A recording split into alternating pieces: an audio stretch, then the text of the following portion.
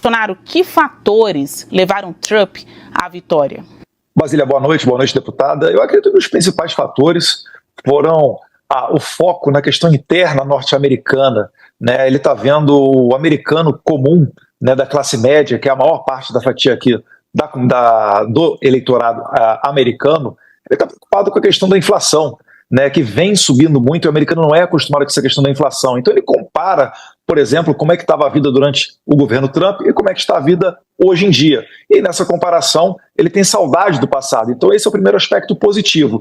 E pelo lado negativo, ele vê uma prioridade naquela chamada agenda woke, com a qual ele não concorda. Então tudo passa por questão de escola, ideologia de gênero, a transição de sexo para crianças que são menores de idade, por vezes passando por cima da autoridade dos pais. Então todo esse tipo de agenda, né, o Trump, ele se comprometeu em acabar com esse tipo de coisa. E a questão do emprego é a questão que realmente vem forte com relação ao Trump, né, de fazer uma economia forte. E a gente já sente o reflexo disso aqui no Brasil. Tanto é que os investidores estão correndo para comprar dólar, o dólar disparou, porque eles acreditam que os Estados Unidos vai voltar a ser uma grande economia, vai virar, né, uma política muito mais pró-mercado, muito mais liberal e menos socialista. O Trump, que no governo passado fez a maior redução, a maior corte de impostos de toda a história dos Estados Unidos, um pouco exemplo daquilo que ocorreu aqui durante o governo Jair Bolsonaro, onde mais de 4 mil itens, né, foram reduzidos os impostos e o governo acabou arrecadando mais. Então esses fatores foram os principais que levaram o Trump a ter essa esmagadora vitória, inclusive no voto popular, que lá nos Estados Unidos a eleição ocorre através dos delegados, né? Quem ganha no estado leva todos os delegados daquele estado. E desde 2004, um presidente republicano não era eleito, tendo também consigo o voto popular. Ele colocou mais de 5 milhões de votos em cima da Kamala. Então isso foi um claro, né, recado da sociedade norte-americana, dizendo que prefere um presidente que foi censurado, que foi indiciado, que foi perseguido, ameaçado de ser preso, que ainda assim preferem esta pessoa do que qualquer outra alternativa proposta pela esquerda, seja Joe Biden, seja Kamala ou qualquer outro tipo de presidente. Então é um claro recado de que eles querem sim uma mudança. E isso daí já começa a vir aqui para o Brasil, né, nesse mundo globalizado que a gente vive, a afetar o imaginário do brasileiro. Porque se em 2016 Donald Trump foi eleito em circunstâncias improváveis, tal qual ocorreu com Bolsonaro em 2018, e também, né, os dois acabaram não sendo reeleitos reclamando de suspeitas, né, de um processo eleitoral duvidoso, agora Trump retornou à presidência. Então por que não também Bolsonaro não pode ter a chance de fazê-lo? Lembrando que sim, tem que ser revertida a questão da inelegibilidade do presidente Jair Bolsonaro, mas aí eu deixo a pergunta para vocês da plateia. Por que Bolsonaro está inelegível? Por se encontrar com embaixadores? Por subir num caminhão de som, né, e dar um discurso no 7 de setembro?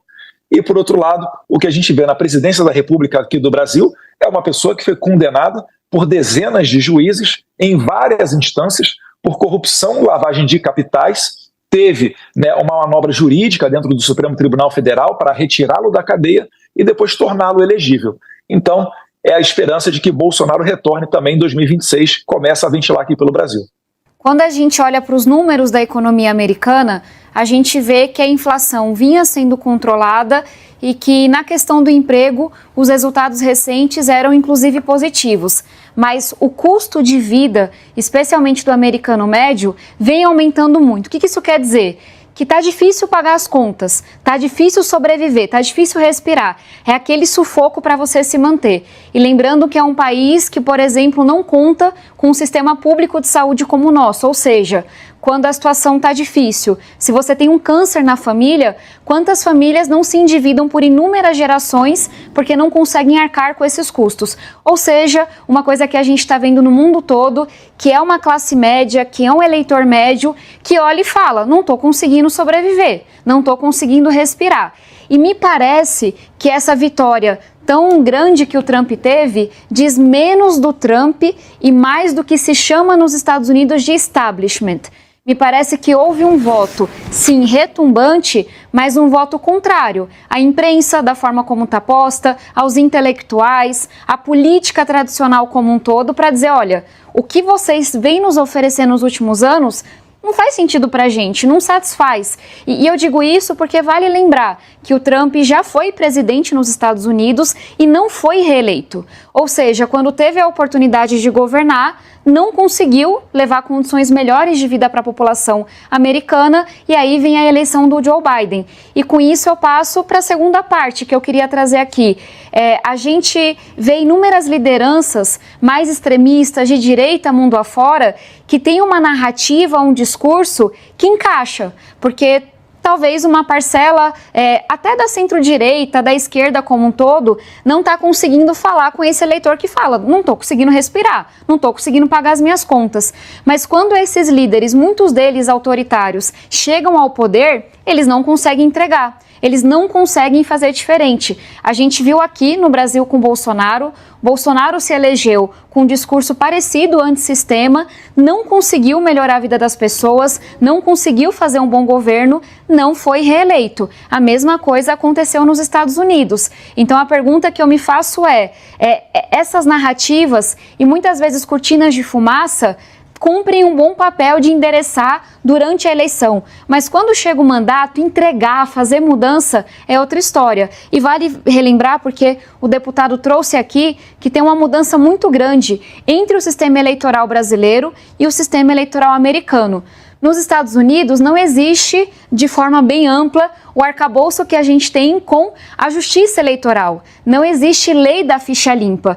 Então, Trump cometeu crimes, não houve uma restrição para que ele pudesse competir por conta desses crimes, como há aqui no Brasil. Se você comete um crime eleitoral, se você contesta, inclusive o próprio processo eleitoral, você fica inelegível. Então tem uma grande diferença que Bolsonaro, pelos crimes que cometeu, não pode disputar uma reeleição, não é candidato aqui no Brasil, mas acho que fica o aprendizado para todo o campo democrático. O que é que se fez de errado nos Estados Unidos para que a gente não repita aqui?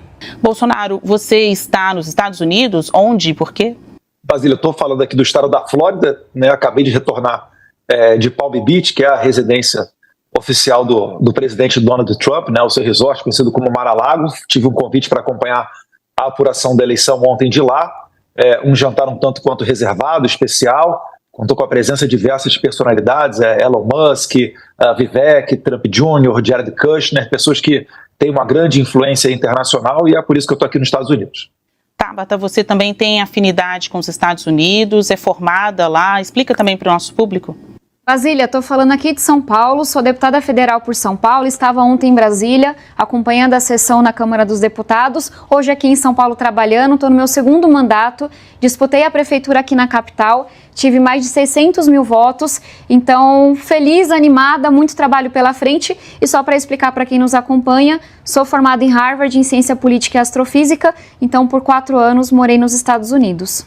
Eduardo Bolsonaro, como a volta de Trump impacta aqui no Brasil? Você disse que Trump foi cerceado, perseguido, mas mais do que isso, ele também se tornou o primeiro presidente americano condenado criminalmente pela justiça. Isso impacta de alguma forma aqui no Brasil também?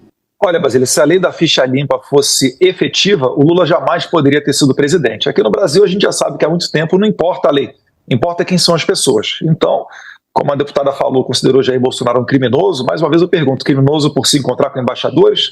Né? Criminoso por subir num caminhão de som 7 de setembro e dar um discurso? Então, para determinadas pessoas, a pessoa é criminosa se passa até perto de uma baleia, no mar. Então isso daqui no Brasil é tudo uma questão de narrativa, é a cortina de fumaça que, enfim, a própria deputada acabou falando até com certa propriedade, até determinado ponto no começo eu fui concordando com ela pelas razões da eleição do Trump, mas depois vem um diagnóstico totalmente errado. Né? Nós não somos extremistas, nós não somos radicais. Eu só não quero é que meu filho vá para a escola e retorne com uma orientação diferente. Eu quero que ele aprenda português, matemática, inglês, para de repente ter a mesma oportunidade de estudar no exterior, numa boa instituição. Então acredito que é mais ou menos por aí. Agora, focado na pergunta que foi com relação aos impactos no Brasil, ele já começa isso a acontecer.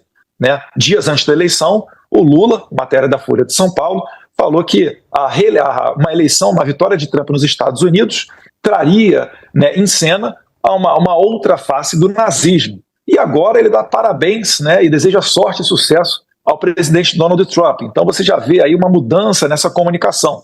No entanto, né, o núcleo duro do governo, como Gleisi Hoffmann, Fernando Haddad e o ministro Paulo Teixeira, não conseguiram ainda encaixar esse discurso, né? Estão falando, o Fernando Haddad falou que acordou uma manhã tensa, o Paulo Teixeira teceu críticas, muito além de críticas, né, quase xingamentos ao presidente norte-americano, a Gleisi Hoffmann mais ou menos no mesmo sentido. Então o governo brasileiro ele vai ter que primeiro se acertar para ver que tom que ele vai adotar. E uma outra questão, né, falei aqui do dólar, o dólar passou de R$6, algo que nunca tinha ocorrido nem quando o Brasil tinha a pandemia. O que deixa claro o que era uma política liberal, comandada pelo ministro Paulo Guedes, e o que é esse desastre que está acontecendo com Fernando Haddad. Então os impactos no Brasil serão muitos, e eu espero que o governo tenha a responsabilidade, porque senão daqui a pouco até a Argentina vai estar passando o Brasil. Tabata, você que tem uma visão muito mais progressista de mundo, como a volta de Trump impacta o Brasil? Basília, a minha primeira preocupação, imagino que seja a mesma do governo federal, é entender o que muda no quebra-cabeça mundial da geopolítica e que oportunidade o Brasil pode encontrar nisso. Vou trazer um tema. Quando a gente olha para a questão ambiental, para a questão climática, a gente sabe que isso não é balela. A gente viu aqui em São Paulo as chuvas fortes, a gente vem passando ondas de calor, a tragédia no Rio Grande do Sul, esse negócio é real. E os cientistas vêm avisando. Pois bem, Donald Trump tem uma visão de negar, de dizer que isso não existe. E a gente pode esperar que com as falas que ele fez até aqui, os Estados Unidos aperte o pé no freio na questão climática, tirando inclusive financiamento, que é muito importante para o mundo. Se a gente tenta ter uma visão um pouco mais de buscar oportunidade, que eu acho que é isso que uma nação soberana tem que fazer, talvez haja um espaço para o Brasil ocupar uma liderança maior. Os Estados Unidos, pelo tamanho que tem, é uma liderança natural em qualquer assunto, na questão climática vinha sendo. Com esse recuo que a gente espera, tem aí uma oportunidade para que o Brasil, especialmente aqui na América Latina, possa assumir ainda mais a liderança nesse debate tão importante. Se a gente olha para a questão econômica, o Trump ele vem trazendo um discurso de fechar a economia americana, inclusive falando de substituição de coisas que hoje são importadas. E vocês faziam esse debate ainda mais cedo. É algo ruim para os americanos. Você fechar a economia tende a aumentar os custos. Mas acho que cabe um debate aqui. Com a postura anti-China de Donald Trump, será que tem espaço para o Brasil aumentar as relações econômicas com os Estados Unidos? É um caminho a ser construído. E aí um comentário que vou fazer super rápido pelo tempo, me preocupa uma aproximação de Donald Trump com lideranças que são autoritárias, como é o Putin na Rússia, e aí a gente tem que entender qual é o impacto aqui no Brasil. Tabata Amaral, o que esperar da relação, então, entre Lula e Trump?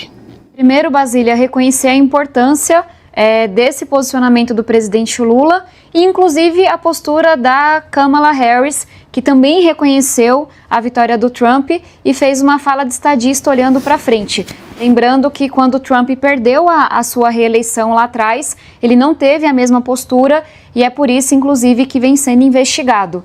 Olhando para frente, que é o que eu estou sempre tentando fazer quando falo da questão ambiental, da questão econômica, me parece que o interesse do governo, o interesse do povo brasileiro nesse momento é reconhecer que esse é o resultado de uma democracia, que o povo americano deixou seus recados nas urnas. A gente pode debater, aprender, analisar, mas o que importa é que Donald Trump é agora presidente eleito dos Estados Unidos e deve sim, espero, ter uma boa relação de colaboração com o Brasil, em temas que são muito caros para a gente, como são os temas ambientais. É naturalmente um diálogo mais difícil, por terem visões de mundo diferente, mas quando a gente fala de temas econômicos, de novo, nesse momento em que os Estados Unidos querem se fechar à China, eu vejo que aí pode existir uma oportunidade econômica muito importante para o Brasil. E aí só aproveitar para fazer um comentário, para a gente ter muito cuidado de não traduzir o que acontece nos Estados Unidos como se de alguma forma fosse preditor de algo do que vai acontecer aqui no Brasil. Historicamente, os pêndulos vão na direção,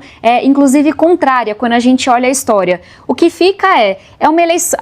Você tem nos Estados Unidos um sistema bipartidário, isso já muda as coisas. No Brasil, são mais de 30 partidos políticos, eles não têm segundo turno aqui como a gente, e se a gente olha para a eleição municipal, que eu inclusive acabei de participar, tem candidaturas que são boas para ir para o segundo turno, mas que aqui no Brasil foram derrotadas porque são consideradas mais extremistas. Pois é, Tabata e Bolsonaro, tem muita gente, especialmente na internet, com o mantra, se acontece nos Estados Unidos, olha, vai chegar aqui no Brasil.